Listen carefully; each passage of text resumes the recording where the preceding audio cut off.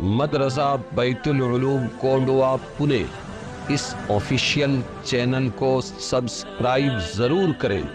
یاد رکھیے، اس سے کسی ایک شخص کو نہیں، پورے مدرسے کو فائدہ ہوگا اور آپ کو اجر عظیم ملے گا۔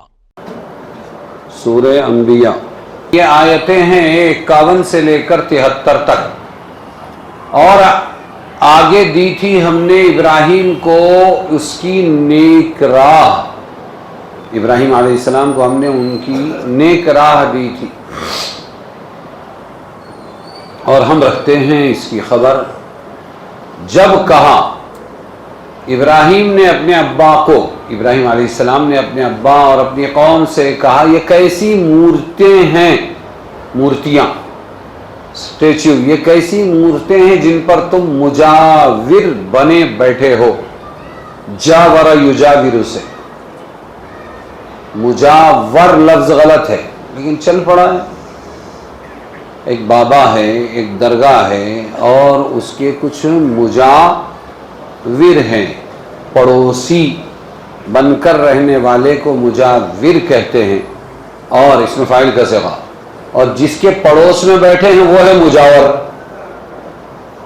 ہے نا، اس کے پڑوس میں بیٹھے ہیں لیکن بول دیتے ہیں مجاور، ٹھیک ہے بھائی، مجاور۔ تو اللہ تعالیٰ فرماتے ہیں کہ ابراہیم علیہ السلام نے اپنے ابا کو اور اپنی قوم کو کہا، یہ کیسی مورتیں ہیں جن پر تم مجاور بنے بیٹھے ہو۔ عاکفون، جیسے ابھی رمضان میں بھی لوگ عاکفون بنیں گے مسجدوں میں، اعتکاف والے، تو وہ کون ہے؟ اللہ کے مجاور، کیا ہے؟ قالو، تو اب قوم جواب دے رہی، بولے ہم نے پایا اپنے باپ دادوں کو انہی کی پوجا کرتے۔ باپ دادوں کو کیسے پایا ہم نے؟ یہ تم جو مورتیاں کہہ رہے ہیں انہی کی پوجا کرتے ہوئے ہم نے پایا۔ ابراہیم علیہ السلام نے فرمایا، مقرر رہے تم اور تمہارے باپ دادا صریح گمراہی میں۔ مقرر یعنی طے شدہ بات ہے، یقینی بات ہے کہ تم اور تمہارے باپ دادا کائے میں تھے ان مورتیوں کو پوجنے کے بارے میں، گمراہی میں، کائے میں، صریح گمراہی میں۔ آج بھی اکثر لوگوں کا یہی جواب ہے کہ ہمارے باپ دادا ایڑے تھے کیا؟ کوئی بھی غلط طریقہ مسلمانوں میں بھی اگر چل رہا ہو، 6، 7، 8، 9، اگر ان کو سمجھانے جاؤ تو کیا بولیں گے کہ ہمارے باپ دادا ایڑے تھے کیا؟ تو اللہ کہہ رہے ہیں یہ جواب گمراہی والا جواب ہے۔ قالوا اجئتنا بالحق ام انت من اللاعبین، کیا کہا؟ او بچوں ادھر دھیان دو۔ قالو، تو ان لوگوں نے یوں کہا، قوم نے، کہ آپ ہمارے پاس لائے ہیں سچی بات یا آپ کھلاڑیاں کرتے ہیں، کھیل کرتے ہیں؟ کیا کرتے ہیں؟ کھلاڑیاں۔ تو حضرت ابراہیم علیہ السلام کا جواب تھا، نہیں، رب تمہارا وہی ہے، رب جو ہے آسمان اور زمین کا، جس نے ان کو بنایا، آسمان اور زمین کو جس نے بنایا، اور میں اسی بات کا قائل ہوں۔ وَتَاللَّهِ لَأَكِيدَنَّ أَصْنَامَكُمْ، اور قسم اللہ کی میں علاج کروں گا تمہارے بتوں کا، جب تم جا چکو گے پیٹ پھیر کر۔ تم جب چلے جاؤ گے تو تمہارے بتوں کا کیا کروں گا؟ ہمارے یہاں کہتے ہیں مرمت کروں گا۔ کیا کہتے ہیں؟ انہوں نے کہا میں علاج کروں گا، اکیدن اصنامکم، پھر کر ڈالا ان کو ٹکڑے ٹکڑے، ہتھوڑا تھا بڑا، اس سے کیا کر دیا؟ پتھروں کے، مورتیوں کے ٹکڑے کر دی، مگر ایک بڑا ان کا اس کو چھوڑ دیا کہ شاید اس کی طرف رجوع کریں۔ بڑے بھائی اب بتاؤ یہ چھوٹوں کے ساتھ ایسا کس نے کیا؟ آ کے پوچھیں گے لوگ، اس لیے بڑے کو چھوڑ دیا۔ اب آئے وہ، انہوں نے دیکھا ٹکڑے ٹکڑے، کہنے لگے کس نے کیا یہ کام ہمارے معبودوں کے ساتھ؟ وہ تو کوئی بے انصاف ہے، خود بے انصاف ہے۔ اور کیا کہہ رہے ہیں؟ وہ تو کوئی بے انصاف ہے۔ پھر انہی میں سے چند لوگوں نے کہا، وہ بولے ہم نے سنا ہے ایک جوان وہ بتوں کو کچھ کہا کرتا تھا، بڑ بڑ بڑ بڑ، بتوں کی برائی کرتا تھا. اس کو کہتے ہیں ابراہیم. اس کا نام کیا ہے؟ ابراہیم. وہ بتوں کے بارے میں کچھ برا بولتا تھا. وہ جوان کو ہم نے سنا ہے. تو اب یہ لوگ بولیں اس کو لے آؤ لوگوں کے سامنے. ابراہیم کو لاؤ لوگوں کے سامنے, شاید وہ دیکھیں. قالو, بولے کیا تو نے کیا بھائی ابراہیم علیہ السلام؟ تو پوچھنے لگے کیا تو نے کیا ہے یہ ہمارے معبودوں کے ساتھ اے ابراہیم؟ اسی وقت کا انتظار تھا ابراہیم علیہ السلام کو کہ جب لوہا گرم ہو جائے گا تو ہتھوڑا ماروں گا. کیا ابراہیم تو نے کیا ہے یہ ہمارے معبودوں کے ساتھ؟ تو حضرت ابراہیم نے فرمایا نہیں, پر یہ کیا ہے ان کے اس بڑے نے. اس کو پوچھو کس نے کیا ہے یہ دیکھو, اور ہتھوڑا بھی کس کے پاس ہے؟ اس کے گلے کے اندر ڈال دیا تھا.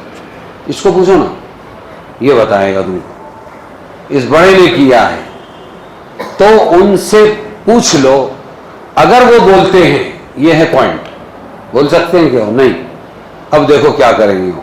اگر یہ بول سکتے ہیں تو انہی سے پوچھو, معبود ہے بھائی یہ. فرجعوا الی انفسہم, پھر سوچے اپنے جی میں. وہ لوگ اپنے دل میں سوچنے لگے یہ کہاں لا کے اٹکا دیا. کس نے؟ ابراہیم نے ہم کو کہاں لا کے اٹکا دیا. تو اپنے جی میں سوچنے لگے. پھر بولے لوگوں تم ہی بے انصاف ہو. اپنے آپ کو کہنے لگے دل میں, انکم انتم الظالمون, تم ہی بے انصاف. تم اس کو کیا بولتے ہو بے انصاف؟ یہ تو بول نہیں سکتے, یہ کیا جواب دیں گے؟ فرجعوا الی انفسہم ثم نکسوا علی رؤوسہم, پھر کیا ہوا؟ پھر اوندھے ہو گئے سر جھکا کر. کوئی جواب نہ بن پڑے تو کہتے ہیں بغلیں جھانکنے لگے. کیا بولے؟ ایسا کچھ سدھرا نہیں نا جب, تو ایسا بغلیں جھانکتے ہیں. ندامت ہے, یہ شرمندگی ہے. تو سر جھکا کر اوندھے ہو گئے اور کیا کہنے لگے؟ مانو تم تو جانتے ہو کہ یہ بول نہیں سکتے. کیا بولے؟ ابراہیم تو جانتا ہے جیسا یہ بولتے ہیں, ما ہؤلاء ینطقون, جیسا یہ بولنا جانتے ہیں بولتے ہیں بول سکتے ہیں, تم تو جانتے ہو, پھر کاہے کو ہم کو رسوا کر رہے ہو؟ ان سے کیسے پوچھیں گے ہم؟ قالا, اب آئے پوائنٹ پر. حضرت ابراہیم علیہ السلام بہترین داعی ہیں. افتعبدون من دون اللہ ما لا ينفعکم شیئا ولا یضرکم, تو فرمائے ابراہیم علیہ السلام نے پھر تم پوجتے ہو اللہ سے ورے, اللہ کو چھوڑ کر ایسے کو جو تمہارا کچھ بھلا کرے نہ تمہارا برا کر سکے. یہی تو مجھے سمجھانا ہے تم کو, اتنی سمجھ نہیں ہے.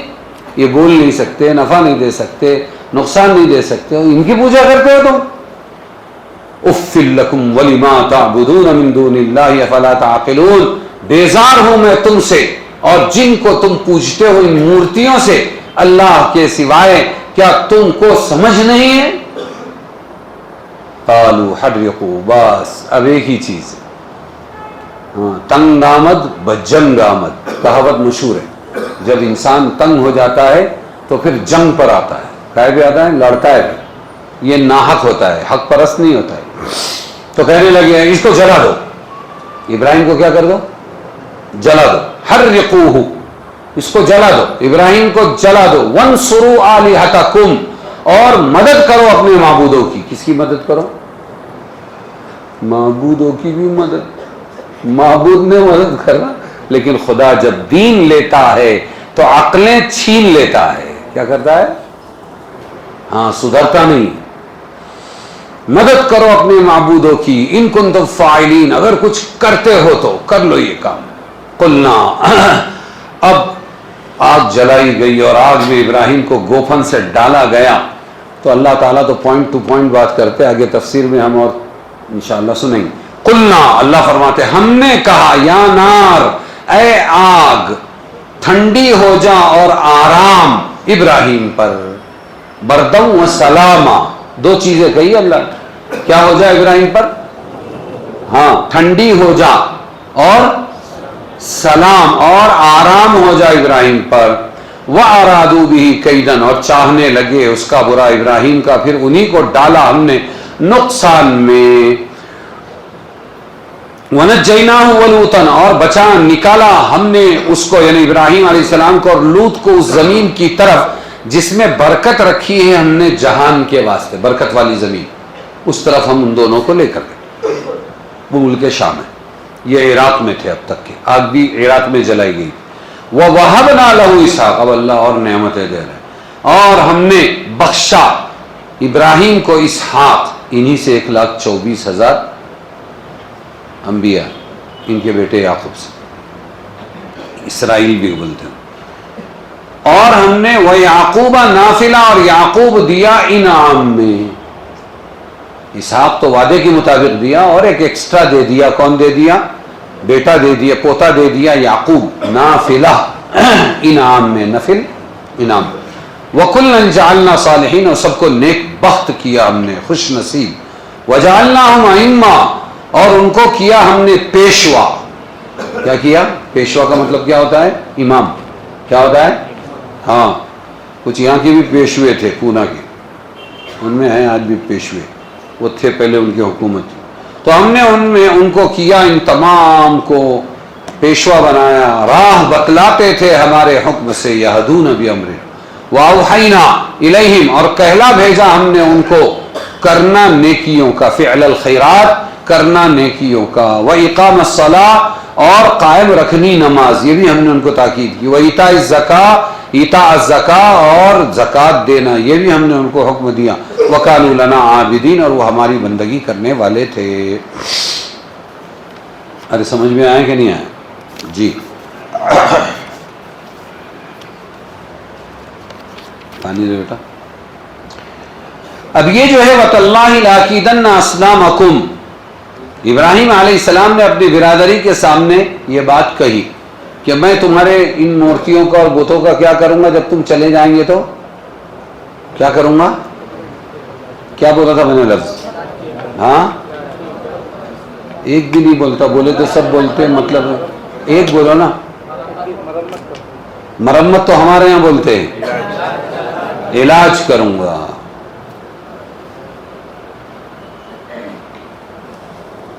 جی، فَجَعَلَهُمْ جُزَازًا، جزاز یہ جزن کی جمع ہے، اس کے معنی ٹکڑے ہیں، ٹکڑے ٹکڑے کر دیا ان کو، ابراہیم علیہ السلام نے توڑ کر سب کے ٹکڑے کر دیے، الا کبیر لہم، بڑے کو چھوڑ دیا تاکہ وہ آئیں تو بڑے سے پوچھ سکے، لعلہم الیہ یرجعون۔ آگے ہے ابراہیم علیہ السلام کا قول جھوٹ نہیں بلکہ ایک کنایہ تھا، اس کی تفصیل و تحقیق۔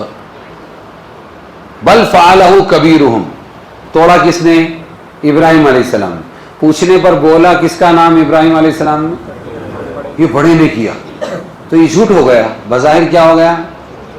جھوٹ ہو گیا۔ یہ ایسے ہی ایک اور جھوٹ ہے، ابراہیم علیہ السلام ایک علاقے سے گزر رہے تھے، بیوی تھی سارا، اور وہاں کا بادشاہ ظالم تھا، تنہا عورت اگر ہوتی تھی تو اس کو قبضہ کر کے لے لیتا تھا، اور اگر شوہر ساتھ میں اپنا شوہر ہو نہیں یعنی بھائی ہو اور باپ ساتھ میں ہو تو وہ چھوڑ دیتا تھا، تو ان کو معلوم تھا وہ، تو انہوں نے پہلے سے اپنی بیوی سارا کو سمجھایا تو میری بہن ہے، میں تیرا بھائی، اور جب اس نے پوچھا تو بولے ہم بہن بھائی ہیں،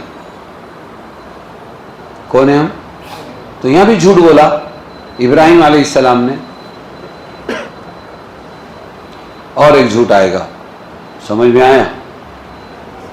تو یہ کیا واقعتاً جھوٹ تھا یا یہ ہے؟ ہاں، جب ان سے کہا گیا چلو میلے میں جائیں گے، وہ بت توڑنے کا پلان تھا ان کا، بولے میلے میں جائیں گے، انہوں نے کہا انی سقیم، میں بیمار ہوں۔ کیا ہوں؟ حالانکہ وہ بیمار نہیں تھے، ظاہری جسمانی بیماری ان کو نہیں، تو تین جھوٹ ہے۔ ہاں، اور حدیث پاک میں ہے، کیا ہے؟ صحیح حدیث میں، ان ابراہیم علیہ السلام لم یکذب غیر ثلاث، رواہ البخاری و مسلم، ابراہیم علیہ السلام نے جھوٹ نہیں کہا مگر تین جھوٹ، اور حدیث بول رہی ہو، بخاری اور مسلم کی حدیث کہہ رہی کہ انہوں نے تین جھوٹ بولے تھے۔ تو ایک بڑا مسئلہ ہے کہ ابراہیم علیہ السلام کا یہ جو جھوٹ تھا کہ بڑے نے توڑا ہے، اس سے پوچھ لو، بل فعلہ کبیرہم، اور وہ دو جھوٹ، تو کیا یہ جھوٹ تھا؟ تو جواب یہ ہے یہ جھوٹ نہیں تھا، یہ کنایا تھا۔ سمجھ میں آیا؟ ہاں، یہ جھوٹ نہیں تھا بلکہ کنایا تھا۔ یہاں ایک سوال پیدا ہوتا ہے، یہ کام تو حضرت ابراہیم نے خود کیا تھا، پھر اس سے انکار ان کے بڑے کی طرف منسوب کرنا بظاہر خلاف واقع جس کو جھوٹ کہا جاتا ہے، اور خلیل اللہ کی یہ شان نہیں ہے کہ وہ جھوٹ بولے۔ تو مفسرین نے الگ الگ جواب دیے ہیں۔ یہ بطور فرض کے تھا، بل فعلہ کبیرہم، فرض کر لو کہ یہ بڑے نے کیا ہے نہیں، بلکہ فرض کر لو کہ بڑے نے کیا ہے، اس نے توڑا ہے۔ اور جب انہوں نے اس فرض پر دھیان دیا تو دل کے اندر پچھتائے اور کہنے لگے یہ ہو ہی نہیں سکتا، یہ تو بول بھی نہیں سکتا، یہ کر بھی نہیں سکتا۔ تو پھر پوائنٹ پر آ کر ابراہیم علیہ السلام نے فرمایا پھر کیسے پوجا کرتے ہو تم اسی یہ مورتیوں کی؟ سمجھ میں آیا؟ تو یہ بالفرض تھا، تم یہ کیوں نہیں فرض کر لیتے کہ یہ کام بڑے بت نے کیا ہوگا؟ بطور فرض کے کوئی خلاف واقعہ بات کہنا جھوٹ نہیں ہے، کنایت ہے۔ ان کان للرحمن ولدا فانا اول العابدین، قرآن میں ہے اگر رحمان کے کوئی لڑکا ہوتا تو میں سب سے پہلے اس کی عبادت کرنے والوں میں ہوتا، لیکن رحمان کا لڑکا ہی نہیں ہے تو اس کی عبادت بھی نہیں ہے، تو فرض مان کر یہ بولا جاتا ہے۔ بات سمجھ میں آئی؟ تو کیا تھا؟ یہ کنایا تھا۔ ابراہیم علیہ السلام نے عملی طور پر بھی بتوں کو توڑنے کو بڑے بت کی طرف منسوب کیا تھا۔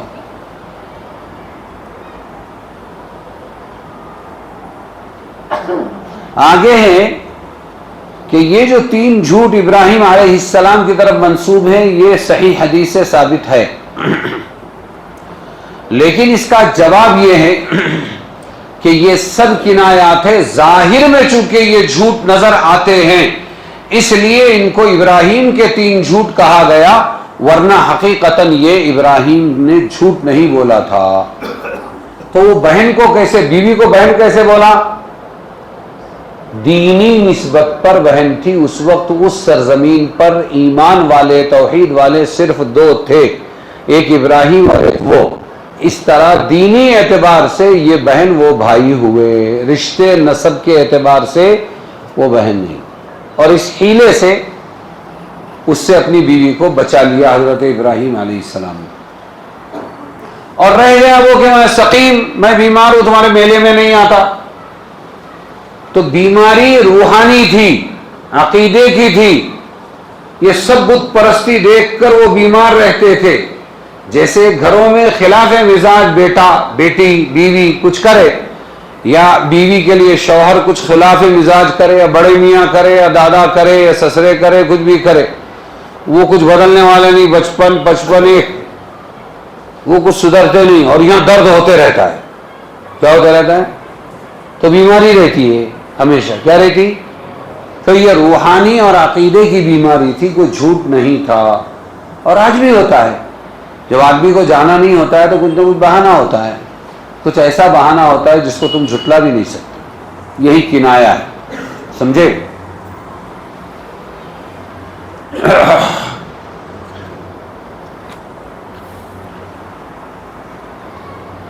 بعض لوگوں نے حدیث کذبات ابراہیم کو ہی غلط قرار دیا، یہ بات بالکل غلط ہے، وہ حدیث صحیح ہے اور اپنے محمول پر اس کو حمل کیا گیا ہے، اور وہ بخاری مسلم کی روایت ہے۔ بات سمجھے کہ نہیں؟ حضرت ابراہیم پر نار نمرود کے گلزار بن جانے کی حقیقت کہ وہ کیسے آگ گلشن اور گلے گلزار بن گئے۔ جو لوگ معجزات اور خوارق عادات کے منکر ہیں انہوں نے تو اس عجیب و غریب تحریفات کی ہے۔ اس میں بات یہ ہے کہ فلسفہ کا یہ ضابطہ کہ جو چیز کسی چیز کے لیے لازم ذات ہو وہ اس سے کسی وقت جدا نہیں ہو سکتی، خود ایک باطل اور بے دلیل ہے۔ کچھ لوگوں نے کہا جو صفت اس کی ہے آگ کی، وہ کبھی اس سے جدا ہو ہی نہیں سکتی، پھر وہ آگ ہی نہیں رہے گی، تو یہ فلسفیوں کا مفروضہ ہی غلط ہے۔ حقیقت یہ ہے کہ اس دنیا میں اور تمام مخلوقات میں کوئی چیز کسی کے لازم ذات نہیں ہے۔ آگ ہمیشہ جلائے گی کوئی ضروری نہیں، پانی ہمیشہ پیاس بجھائے گا کوئی ضروری نہیں، چھری ہمیشہ کاٹے گی کوئی ضروری نہیں ہے، سمندر ہمیشہ ڈبائے گا کوئی ضروری نہیں ہے، بلکہ صرف عادت اللہ یہ جاری ہے کہ آگ کے لیے حرارت، تیزی، گرمی اور جلانا لازم کر دیا، پانی کے لیے ٹھنڈا کرنا اور بجھانا لازم کر دیا، یہ عادت بنا دی اللہ نے۔ کس نے بنایا؟ اللہ نے۔ کبھی اللہ عادت کے خلاف بھی کر دیتے تھے، کیا کرتے ہیں؟ عادت کے خلاف، مگر یہ لازم صرف عادی ہے، عقلی نہیں، کیونکہ فلاسفہ بھی اس کے عقلی ہونے کو معقول دلیل سے نہیں بتا سکتے۔ تو سمجھ میں کیا آیا کہ کرنے دھرنے والی ذات تنے تنہا کس کی ہے؟ آگ نہیں جلاتی، اللہ چاہتے ہیں تو جلاتی ہے، پانی نہیں، پیاس نہیں بجھاتا، آگ نہیں بجھاتا، اللہ چاہے تو بجھاتا ہے، چھری ہمیشہ ذبح نہیں کرتی، اسماعیل پر مت چل مت ذبح کر کہا تو نہیں چلی اور ذبح نہیں کیا۔ تو جتنی چیزیں دنیا میں ہیں ان کی عادت اللہ نے بنائی ہے، خلاف عادت کرنے پر اللہ قادر ہے۔ ارے سمجھے کہ نہیں؟ شیر ہمیشہ چیر پھاڑ کر کے ختم نہیں کرتا، صحابہ کی رہبری بھی کیا ہے شیر نے، قافلے تک پہنچا دی۔ سمجھے کہ نہیں سمجھے؟ تو کرنے دھرنے والی ذات کس کی؟ اللہ تعالی کی۔ جو معجزے دکھاتے اللہ یہی ہوتا ہے کہ عادت کچھ اور ہے اور اللہ کر کے کچھ اور دکھاتے ہیں۔ وہ ہمارے بزرگوں کے ہاتھ سے ہو تو کرامت بن جاتی ہے، اور اپنے نبیوں کے ہاتھ سے ہو تو اس کو معجزہ کہتے ہیں۔ تو اللہ تعالیٰ نے اسی آگ کو حکم دیا کہ اب ٹھنڈی ہو جا، قلنا، ہم نے کہا یا نار، اللہ یہ نہیں کہہ رہے ہم نے پانی فرشتوں سے پانی سے بجھوا دیا، ڈائریکٹ آرڈر دے رہے ہیں اللہ تعالیٰ، ہم نے کہا، قلنا، ہم نے کہا، یا نار، اے آگ، کونی، ہو جا، بردن، ٹھنڈک، وسلامن، اور آرام، علی ابراہیم، ابراہیم پر۔ وہ ہماری مخلوق ہے، ہمارے حکم سے جلتی ہے تو ہمارے حکم سے بجھتی بھی ہے۔ سمجھ میں آیا؟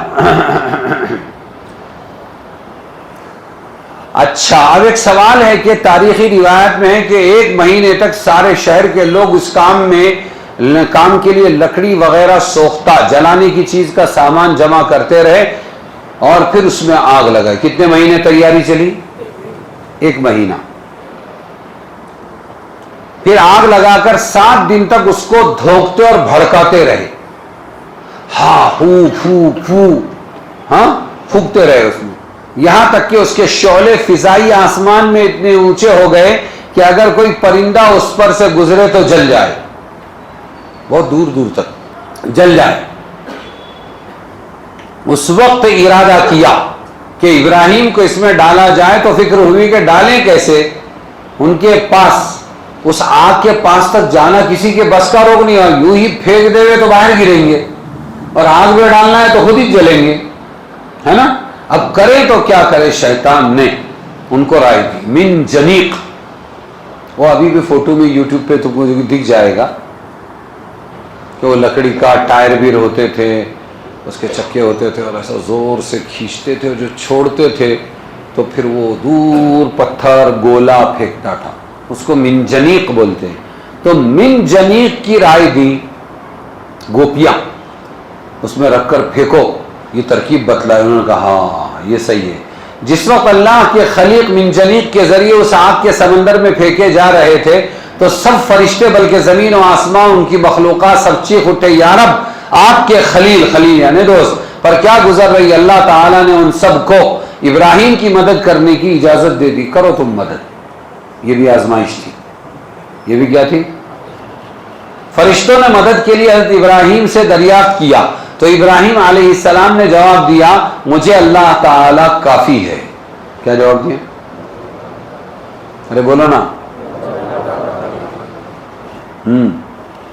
مجھے اللہ تعالیٰ کافی، وہ میرا حال دیکھ رہا ہے۔ جبرائیل امین نے عرض کیا، آپ کو میری کسی مدد کی ضرورت ہے تو میں خدمت انجام دوں؟ جواب دیا، حاجت تو ہے مگر آپ کی طرف نہیں بلکہ اپنے رب کی طرف حاجت ہے۔ سمجھ میں آیا؟ توحید تو یہ ہے کہ خدا حشر میں کہہ دے، یہ بندہ دو عالم سے خفا میرے لیے ہے۔ یہ بندہ دو عالم سے خفا میرے لیے ہے.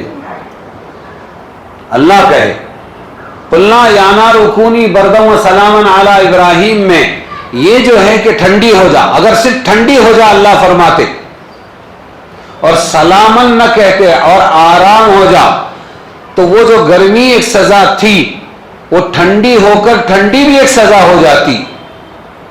ٹھنڈی سے مر جاتے ہیں نا بس، اتنی ٹھنڈی ہو جاتی کہ وہ بھی عذاب بن جاتی. اس لیے فرمایا ایسی ٹھنڈی ہو کہ آرام ہو اس ٹھنڈک میں. کیا ہو؟ آرام ہو. یہ اللہ تعالی کا کلام ہے. پھر یہ کہ ابراہیم علیہ السلام کو آگ میں جب ڈالا گیا رسی سے باندھ بوند کر، وہ بھی رسیاں بھی آگ میں جل گئی اور یہ کھل گئے اور ان کے بدن مبارک کو آگ نہیں لگی. کتنے روز رہے اس آگ میں ابراہیم علیہ السلام؟ 7 روز. کتنے روز؟ 7 روز.